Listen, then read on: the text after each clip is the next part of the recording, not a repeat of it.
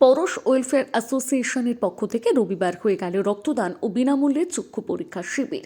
যে সংস্থাটি গড়ে উঠেছে কয়েকজন মধ্যবিত্তের মাধ্যমে, না আছে কোনো প্রচার, না আছে কোনো সরকারি সাহায্য, পুরোটাই হয় নিজেদের পকেট থেকে।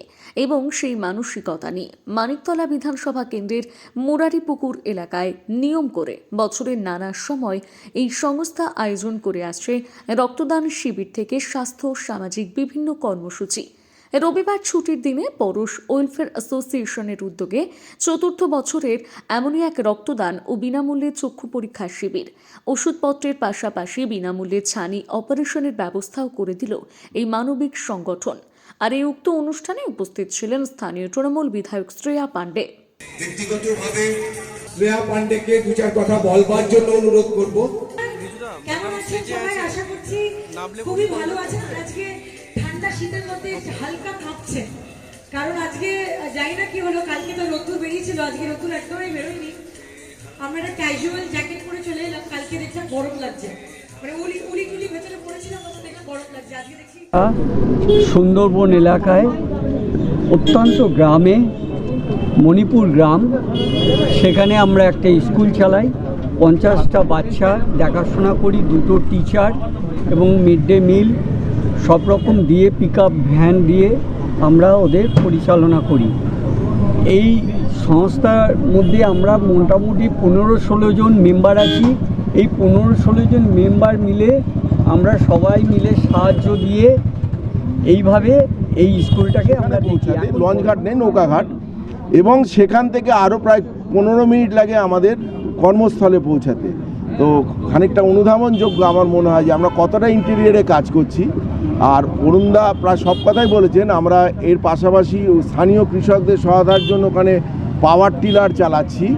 আর আমাদের ভাই দেবাশিস আছে, দেবাশিস নতুন করে ওখানে একটা কম্পিউটার সেন্টার তৈরি করেছে, যেখানে এলাকার মা বোনেরা সন্ধ্যাবেলাতে এসেও প্রয়োজনে কম্পিউটার ইত্যাদির উপরে প্রশিক্ষণ নিচ্ছে। করে একটা দুর্গম অঞ্চলে একটা মানে কর্মকাণ্ড চালাচ্ছি। আমি শুধু একটা, আমাদের সহযোগীরা সহযোদ্ধারা সব বলে দিয়েছেন, আমি শুধু একটাই কথা পেয়ার করতে চাই। সব লোকের আশীর্বাদ আমরা চাই এবং আমাদের যেন সবাই সাহায্য করে, কারণ আমরা পুরোটাই নিজেদের ফান্ডিং থেকে চালাচ্ছি। আমরা কিন্তু কারোর কোনো সাহায্য পাচ্ছি না, কিন্তু আমরা অত দূরে গিয়ে অত দুর্গম অঞ্চলে গিয়ে কাজ করেছি। সেই জন্য পরশ আর একটা কাজ করেছে, পরশের মেম্বারদের ইএসআই মেম্বারশিপ তারা দিয়েছে, যাতে শরীর টরীর খারাপ হলে তারা প্রত্যেকে দেখতে হবে। কারণ একটা জায়গায় দুর্গম অঞ্চলে কাজ করলে অনেক কিছু বিপদ আপদ হতে পারে।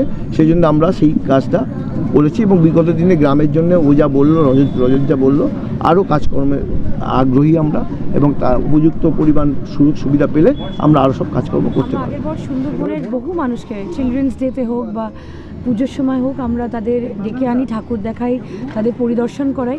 তাই পরশকেও বললাম যে একটা সোশ্যাল অর্গানাইজেশনের প্রোগ্রামে এসে মাইক ধরে কিছু বলে চলে গেলাম আর তারপর তাদের দিকে হাতটা বাড়িয়ে দিলাম না, সেটা খানিকক্ষণের জন্য একটা প্রোগ্রাম হতে পারে, কিন্তু সেটা অ্যাকচুয়ালি সোশ্যাল ওয়ার্কার এই কম্পিউটার সেন্টারে, তো তাদের যা সাহায্য দরকার আমরা চেষ্টা করবো সাধ্যমতো, যে তাদের যাতে কিছু সুবিধা করে দিতে পারি। সেই বাচ্চারা যারা সুদূর সুন্দরবনে আছে, তাদের যদি আমার তরফ থেকে কোনো হেল্প হয় তাহলে আমি করলে খুব গর্বিত মনে করব।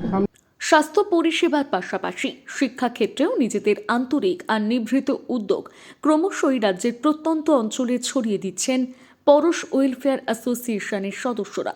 সুদূর সুন্দরবনের মণিপুর দ্বীপে ইতিমধ্যে একটি অবৈতনিক বিদ্যালয়ের পাশাপাশি একটি কম্পিউটার প্রশিক্ষণ কেন্দ্র গড়ে উঠেছে পরশের উদ্যোগে। 50 জন পড়ুয়াকে স্কুলে নিয়ে যাওয়ার জন্য গাড়ির ব্যবস্থা ছাড়াও 2 জন শিক্ষক ও কম্পিউটার প্রশিক্ষককেও নিয়োগ করা হয়েছে। আরও কিছু ব্যক্তিগত সরকারি সাহায্যের হাত এগিয়ে এলে এই সামাজিক উদ্যোগ আরও বড় হয়ে উঠবে, এমনটি আশা করছেন পরশ ওয়েলফেয়ার অ্যাসোসিয়েশনের সদস্যরা। স্বাস্থ্য পরীক্ষা শিবির ও রক্তদান শিবিরে আরেকজন অতিথিকে আমরা পেয়েছি। তাকে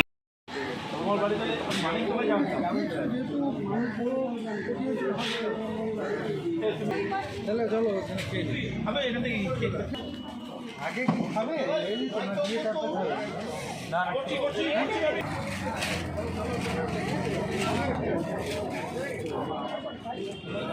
হাত বাড়াও, পরশের সাথে হাত